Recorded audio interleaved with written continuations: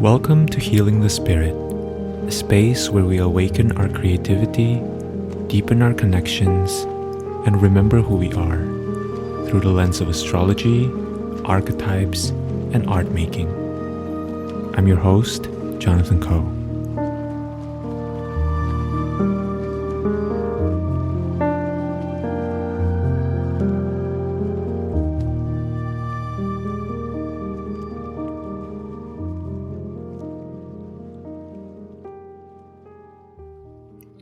Hello everyone, welcome to Healing the Spirit and welcome to this week's contemplation. So I'm very excited to be sharing with you my contemplations for the week of July 3rd, 2023. And as always, my invitation is for you to look inwards and to allow whatever information is coming up within you and your personal system to be the primary thing that you pay attention to, even if it's not exactly verbatim what I say, right? And also trust that if you happen to find this episode outside of the week of July 3rd, 2023, that there may be something about this episode, the energetics of this episode that is calling to you. And so feel free to stay tuned and to listen to the messages beyond the astrology that I'm sharing, because even though the astrology that I'm going to be speaking to pertains specifically or more specifically to the astrology of the week, you might find that some of the messages here are also relevant to you in your current lived experience.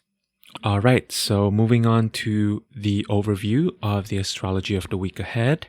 On Monday, July 3rd, we have a Capricorn full moon, which means that the sun is in Cancer and the moon is in Capricorn, and some other planets are involved.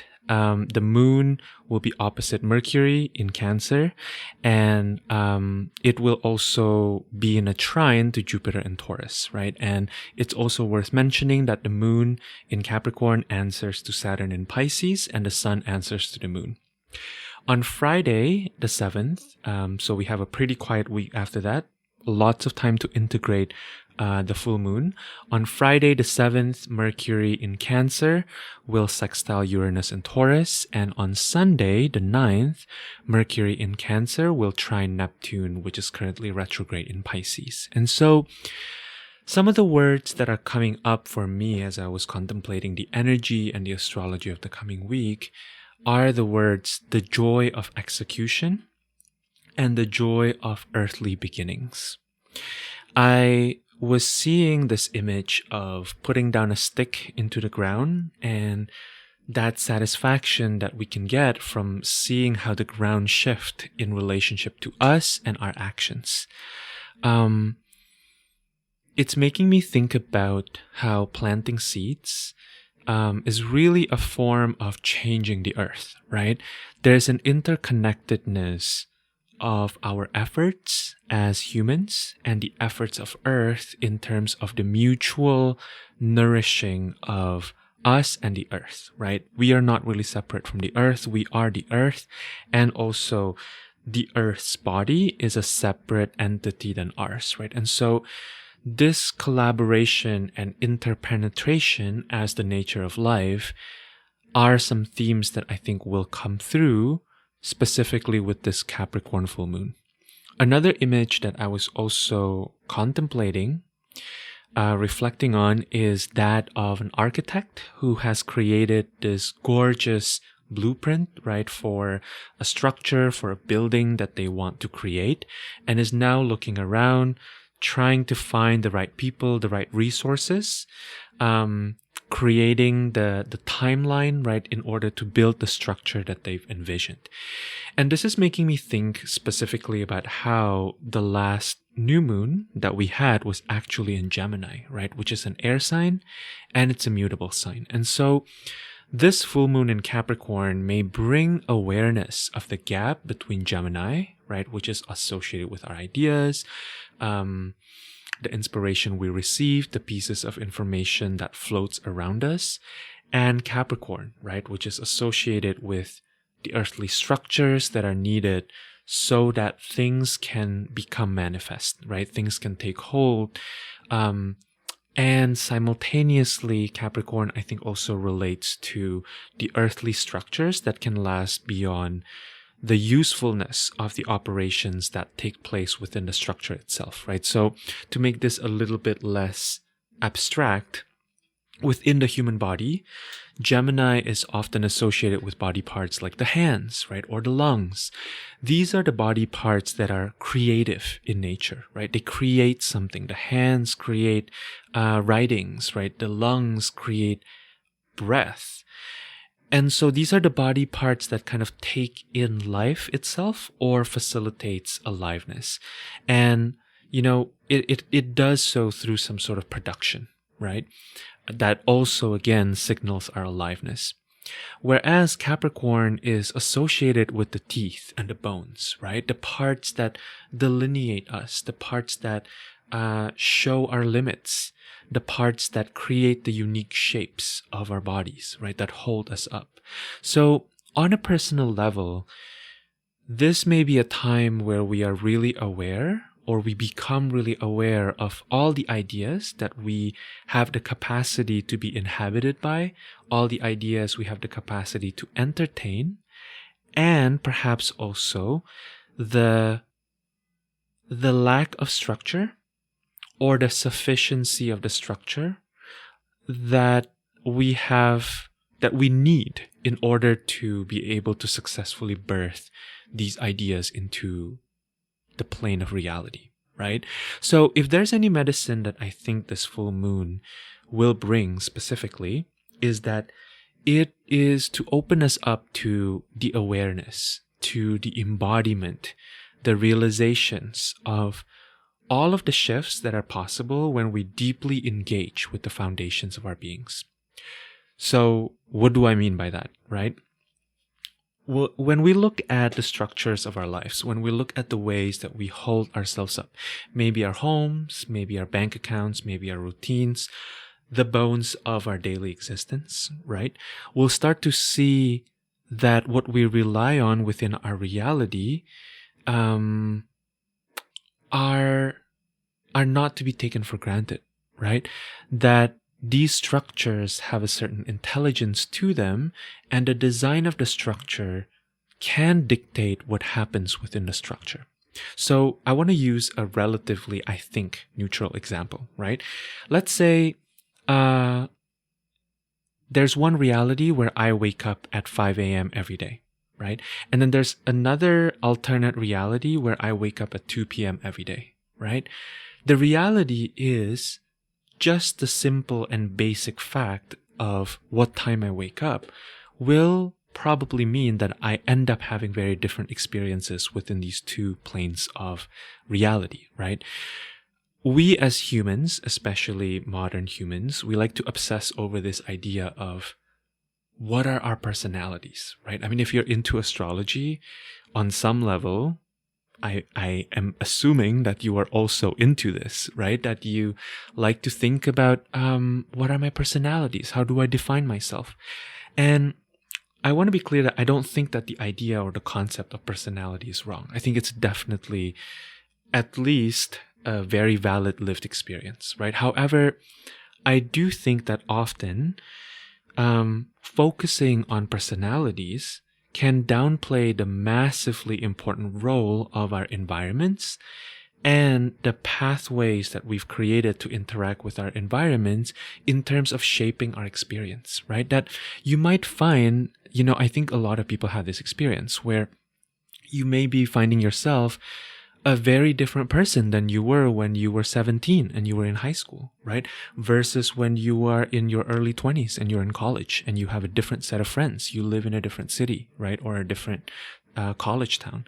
And then maybe as an adult living in the suburbs with kids, you find that you have another set of personality, right? That I don't think our personality is necessarily set, that oftentimes our personalities or facets of our personalities that are brought up to the forefront, to our lived experience, are often determined by the context that we find ourselves in, right? So when you wake up and it's already halfway through the afternoon, right? If you wake up at 2 p.m., then the kinds of coffee shops that you frequent, the jobs that you end up taking, the foods you end up craving will likely be very different than if you wake up every day before the sun rises, right? One thing that I notice within myself is when I start waking up earlier, I actually not only have more time, but more desire to say, move my body in the morning, whereas like when I wake up at 2 p.m., I barely want to do that, right? Like I just want to sit, and I want to like maybe, chill because the day is already different and the environment actually penetrates us, right? It changes our perception and it changes what we have the desire to do and the capacity to do or not do, right? So I don't think one is better than the other, right? But there is an actual difference. And so my invitation for you is to actually take stock of these daily pillars of your life, right? First of all, when I bring up that word, pillars of your life, what comes up for you? What holds your existence up? Which aspects of your existence serve as the very real, very tangible, very earthly structures to your everyday unfolding, to your everyday becoming, right? Once you are able to identify them, I invite you to look at the health of these structures with curiosity and compassion and noticing the ways that maybe puritanical ideas or perfectionism wants to come in, right? The point here is not to be perfect. I don't believe that there are perfect structures in our lives. There are only structures that feed us in the moment and structures that maybe impede us a little bit. Right? What are the qualities and the conditions of these structures in my life? Are they in alignment with my needs and my desires in present time? Are there maybe certain structures that need a little updating, right? A little operating system update. What can be remolded or redesigned into something else, repurposed into something else, right? What parts of the structure are so outdated that I can easily, without even thinking about it, just let it go, right? There may be habits, there may be relationships, there may be ways of being, as you are listening to this, that you realize have held you up and have created certain kinds of experiences, and that you are like, why did I even do that? That's totally not necessary. I'm just going to let that go. An example that I want to give you is one that's very real in my own life and the life of the people that I work with. So, here it is.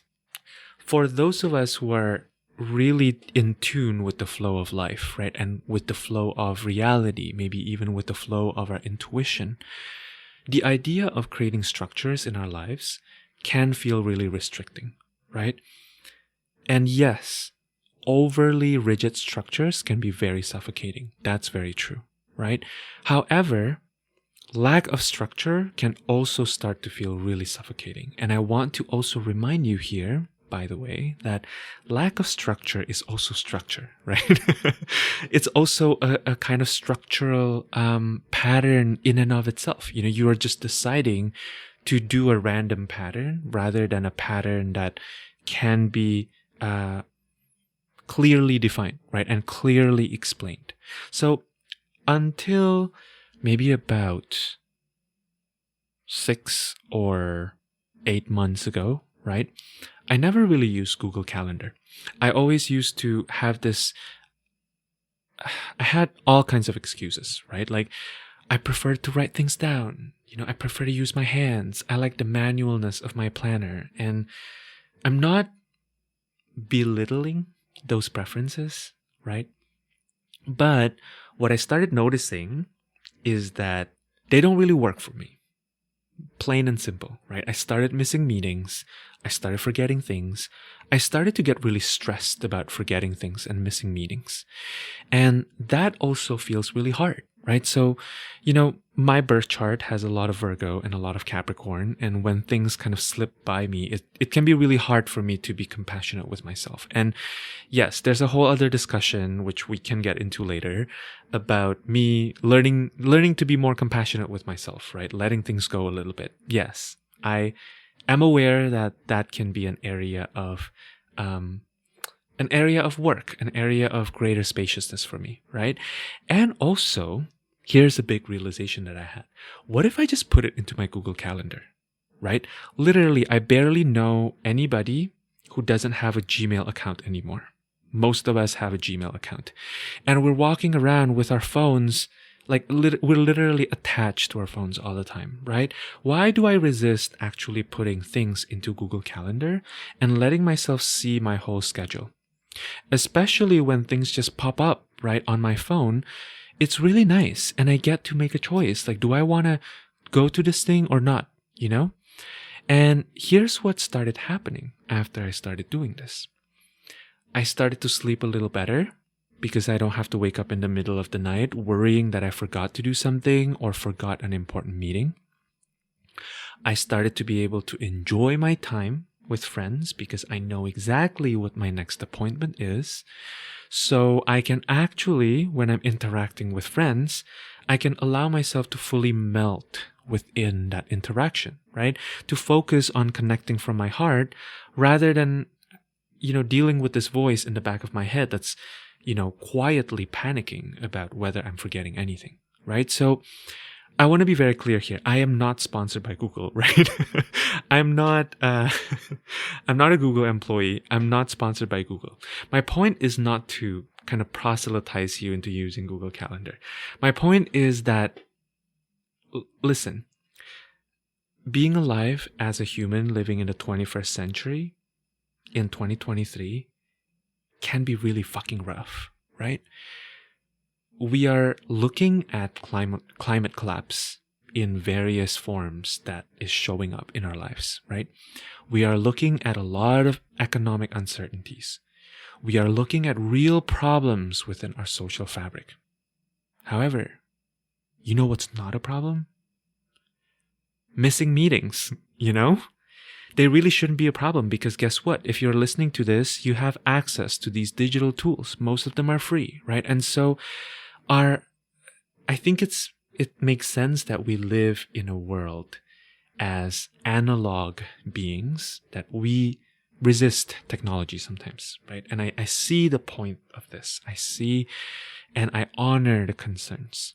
However, there are a lot of ways that collaborating with technologies and I'm not just talking about digital technologies, right? All kinds of technologies and structures in your life can really help you automate and robustify the structures of your lived experience, right? So that you can just focus on actually enjoying your life,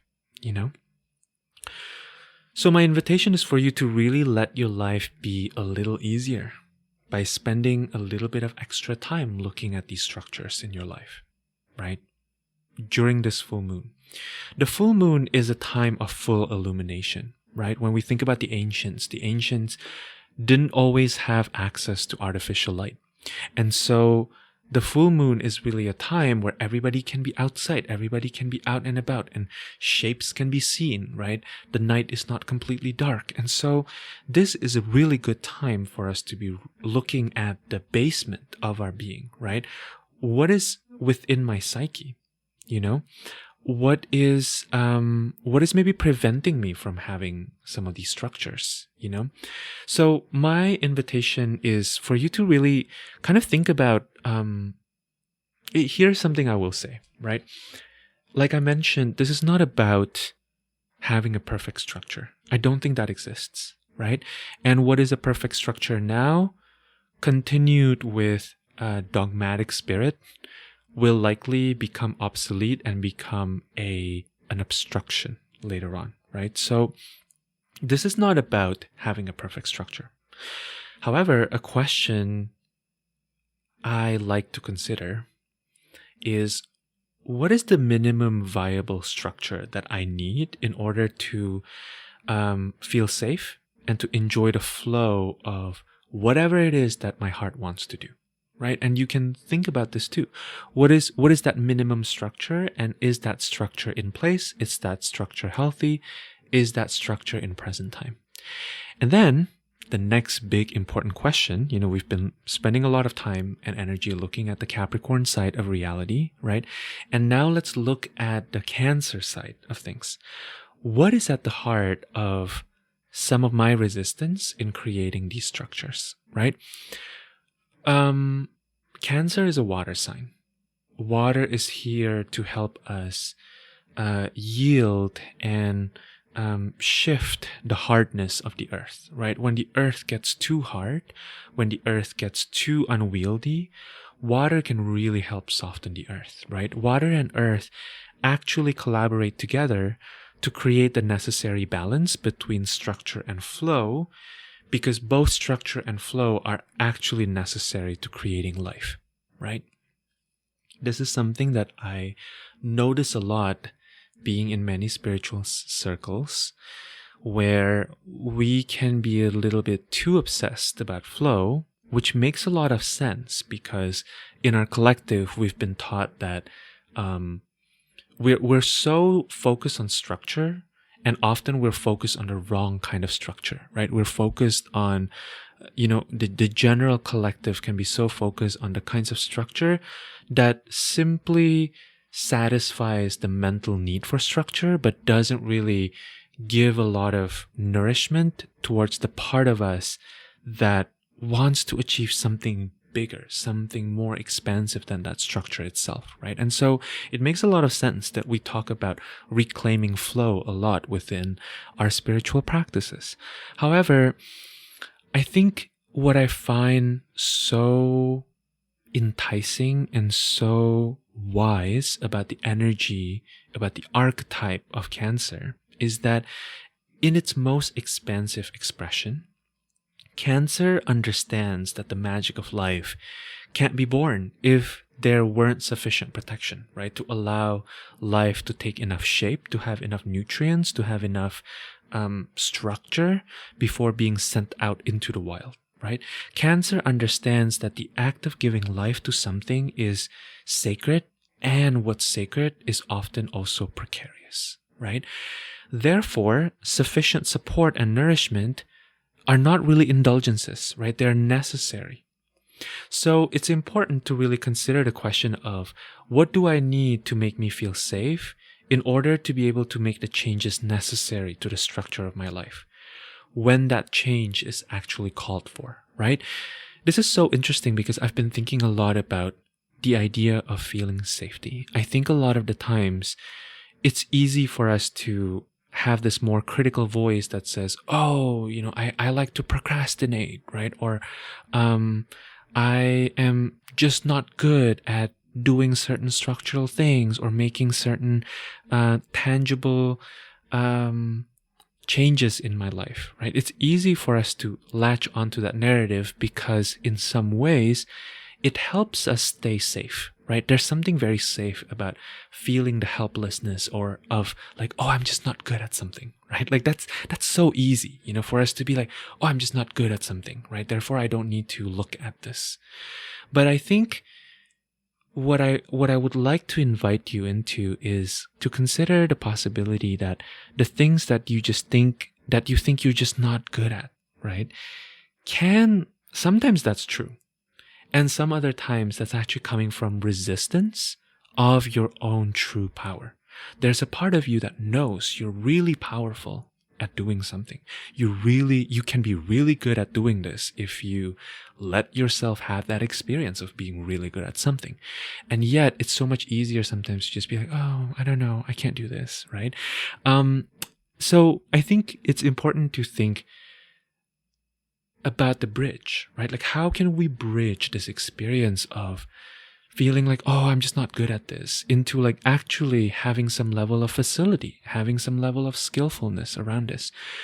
Do I need a trusted friend or a trusted processor that I can rely upon as a resource, as part of my support team, as I make these changes, right? As I make these changes, do I need support for someone to witness me, right? To hold space for me?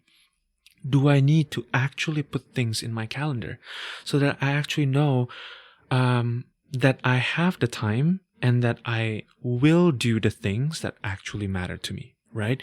Do I need to schedule maybe some alone time to create more spaciousness in my life in order for me to, on an internal emotional level, right, really validate that all of these ideas that I have, that I want to birth into the world, they're actually really valid, right? All of the desires that I have to a certain kind of experience are actually valid. I also want to remind you something that feels very important for me in terms of the astrology, which is that the moon in Capricorn, within this full moon, in this lunation cycle, is ruled by Saturn, right? It's currently in Pisces. Saturn is currently in Pisces. So you may also really want to contemplate whether you're allowing yourself to move in accordance with the currents, with the flow of your dreams. Pisces is connected to dreams, right? Pisces is connected to hope.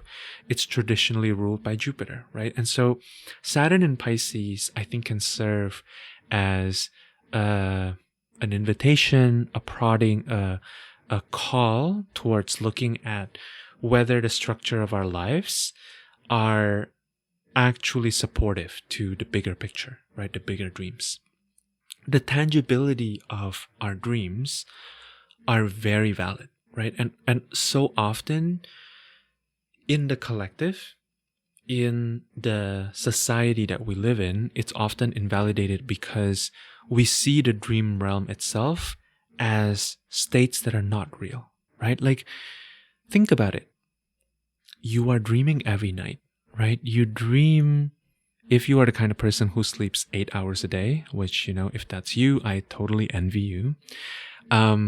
You probably sleep a third of your life, right? So you sleep, you spend time in that dream realm for 1/3 of your life, which is such an insane idea, I mean, think about the insanity of not considering the dream realm to be real when you spend a third of your life in that realm. It's very real, right? Just because you can't touch it doesn't mean it doesn't exist, Just because you can't touch the wind doesn't mean that it doesn't exist, right?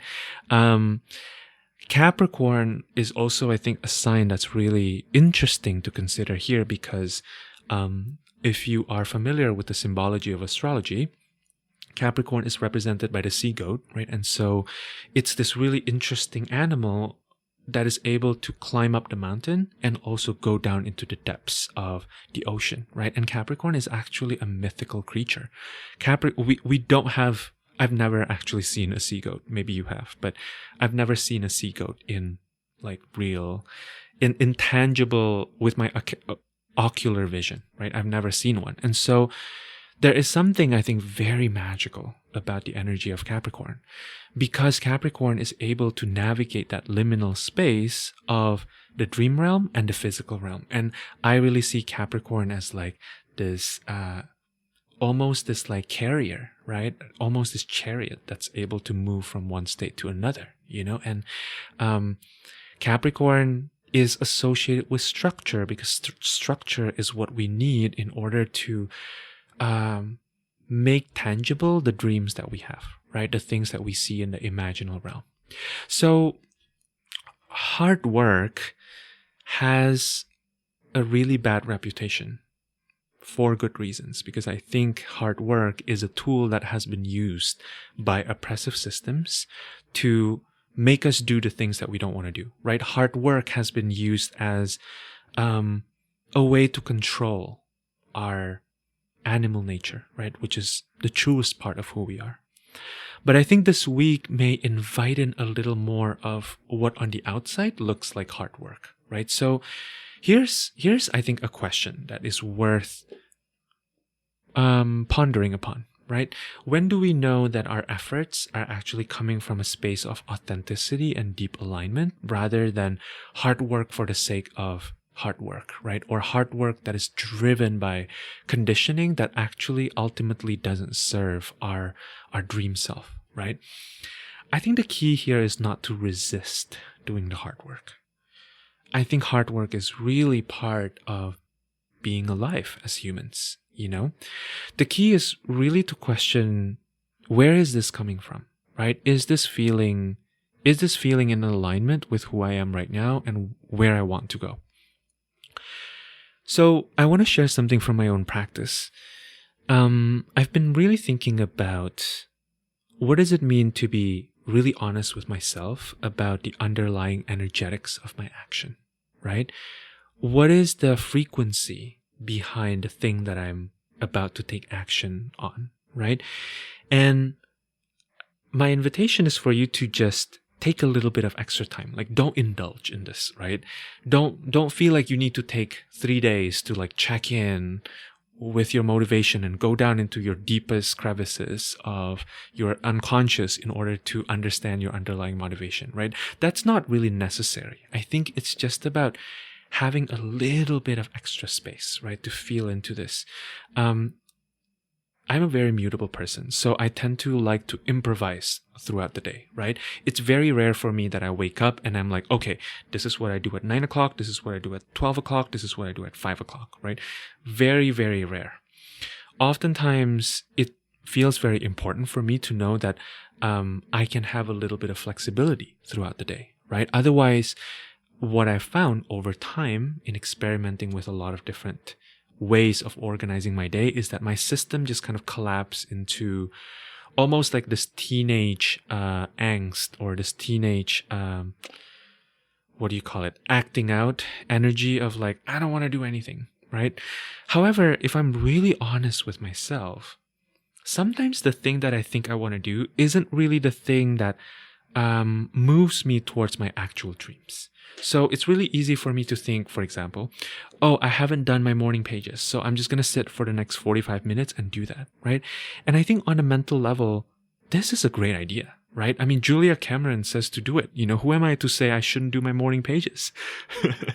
However, when I really check in with myself with deep honesty, coupled with ultimate compassion, right? I can sometimes see that, oh, the reality is that I really don't have a lot of time today, you know? And I'm a little bit afraid of preparing for this thing that's actually important for me, you know?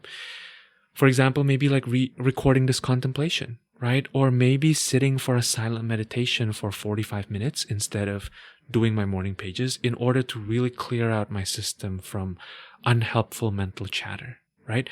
So instead of doing the thing that actually makes me feel fulfilled, that I know on a deep intuitive level will make me feel really good about my lived experience, but maybe this thing actually requires me to move through a little bit of resistance, a little bit of discomfort, I rely on, or I end up doing the thing that's actually like quote unquote easier for me, right? The thing that I know how to do. The thing that I know is somewhat good for me, but I know isn't the ultimate medicine, right? Isn't what ultimately is going to make me feel really satisfied at the end of the day. So being really honest about the underlying energetics and the deeper motivation of what it is that I'm doing on a day-to-day basis has been really shifting from my reality. So I really encourage you to try this out. You know, like I mentioned, this doesn't have to be like a whole therapy session, right? Just check in for like 5 seconds before you do the thing that you have the impulse to do, or do the thing that you think you should do. That's the other thing that I would, invite you to kind of feel into, right? Where is this coming from? Is this coming from me really wanting to do it? Or is this coming from me resisting doing the thing that I know that I will really love ultimately, but that maybe I have a little bit of resistance around, right? So, okay. One final word that I think is very, very important. So all of this contemplation has felt to me very Virgo, very Capricorn, right? I think this is perfect because this is exactly what the astrology invites us, right? It's inviting us to look at the ways to do something maybe a little bit better, right? Ultimately, in the long run, creating some of these changes, allowing yourself to move through the discomfort of these changes may bring in more ease, right? May bring in more capacity for you to do the work that actually feels nourishing to you, for you to show up in a way that is truly magnificently authentic to you, right? That being said, this astrology can bring up a lot, right? For some of you, this may be the kind of fire that you need under your ass to do the thing that you've always wanted to do, right? Like, I remember I think this was during the Virgo full moon, actually, recently, which happens in, I think, March-ish, right? Where I knew deep down that I really needed to reorganize my apartment. Like, I was in desperate need to do that. And it's been so long for me that it's been such a long time since I last did that it almost feels impossible, right? Because I haven't been reorganizing my apartment. I don't have the mental imagination to envision what this rearrange or reorganized apartment actually looks like, right? But the act of doing it and letting myself do it step by step was really shifting, right? And I really remember feeling during that full moon in Virgo, like, oh, I really gotta get my shit together, because the Virgo energy is very present in my system, in the collective, right? And so I felt very supported to do that. For some of you, if that's the case, I am so cheering you on. You are doing great, right? And I know you can do the thing that you want to do. For others, it may be a little bit more complicated, right? There may be old stories, even as you're listening to me talk about this, coming up around how you're not good enough, right? Or you need to do more, or that you need to massively change your life. There may be grief. You may feel yourself kind of in fight or flight or freeze, right? Maybe intellectually you know what to do, but your body doesn't want to do it. So I want you to be extra gentle with yourself. Meanwhile, not staying stuck in that resistance, right? If you feel that resistance, I want you to do a little exercise with me here. And if you don't feel it now, but you start to feel it once you start planning the changes to the structure that you want to implement, then you can always come back to this part of the episode, right? I want you to visualize the resistance as clouds around you, like around your body, around your environment. Just imagine the resistance as clouds, right? Maybe you can color the cloud a little bit more gray. Some of them feels heavier than others, right?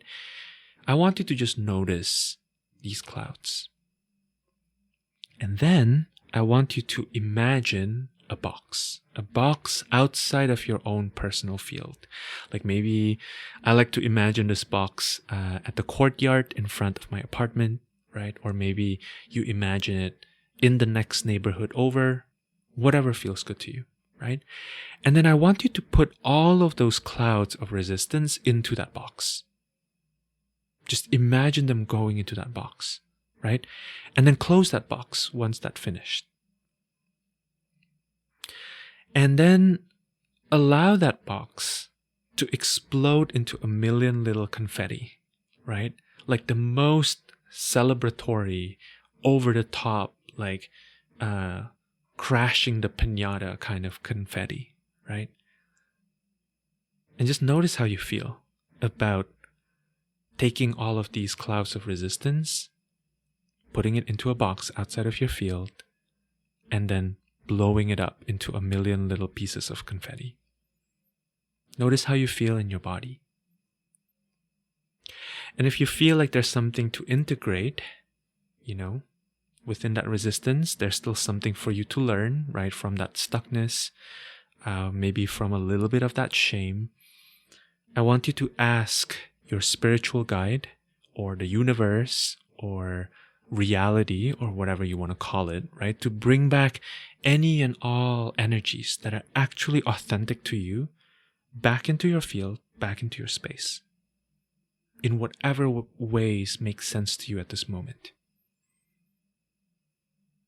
And notice how you feel.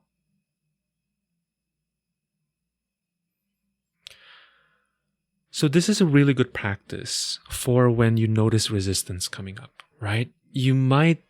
It's really interesting because sometimes for me, it's important to almost work with the energetics of that resistance before looking at the content. Sometimes once I do this very simple exercise, I have these like aha moments of like, oh, I am very resistant to cleaning my space because this is a really old story that comes from like maybe my family or how I grew up, or maybe that the fact that I was, other kids made fun of me at school when I tried to have a very tidy desk. I don't know, whatever that is, right? Like the story almost doesn't matter that much, I think, but working with the energy of the story and moving it outside of your field and using your intention and your imagination to do that is really potent. And the final thing that I want to remind you is that it's very possible, very, very possible to make real, tangible changes without beating yourself up, right? This is very important. That the most powerful changes, the most lasting, permanent, shifting, significant changes can happen without you beating yourself up. Sometimes we need a little fire under our ass to actually do the thing. But you don't need to continually beat yourself up. It's not necessary to make changes. And I want you to trust in the inherent intelligence of your being, of your spirit, of your body, to collaborate and to allow you to actually do the things that are meaningful to you, right? Spend your time doing the things that actually fill your cup. And if that's all that you got from me today, then I'm very, very happy, right? Okay, so that's it by way of contemplation. I'm really excited to hear how all of this is landing for you, especially if you actually try it out. I'd love to hear. So if you feel compelled and if you feel like this podcast has helped you in some way, shape, or form, I would love it if you could leave a review. I think Spotify has a Q&A box now that you can leave any comments. I still don't know how to respond, so if any of you left comments there and you see me not responding, just know that I really appreciate and love your comment and I don't know how to respond. So now I know, now I know what structures I need to work on, right? And then if you are on Apple Podcast, or if you have Apple Podcast on your phone, I really would love it if you could leave a review. It can be 4 or 5 sentences. Very helpful, very, very useful in helping others find this podcast, helping others who can resonate with this work. I just really love doing this work so, so much. And it's one of my favorite places to show up on a week-to-week basis. And so, I would love your help in helping others find this podcast. And if you feel like having a reading with me or having a one-on-one session with me would be helpful to you in your process, in whatever it is that you're moving through at this moment, I am available for that. Reach out to me. I would love to hear from you, and I would love to hold space for you and see what happens in the space that we co-create together. All right. Thank you so much. I am sending you so much love, and I hope that you have a beautiful week. I look forward to seeing you the next time I see you. Take care.